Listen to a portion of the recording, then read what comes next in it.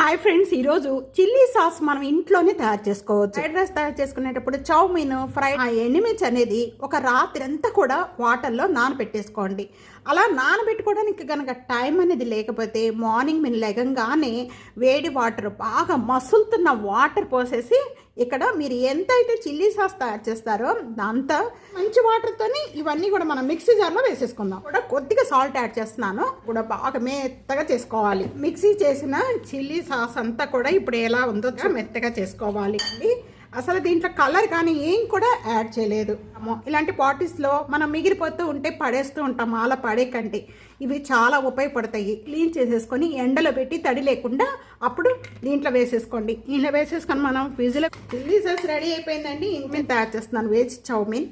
రండి, కావాలి అనుకుంటే ఫుల్ వీడియోలోకి వచ్చేసి చూసేయండి, ఎంజాయ్ చేయండి, కామెంట్ చేయండి, సబ్స్క్రైబ్ చేసుకోవడం అస్సలు మర్చిపోవద్దు.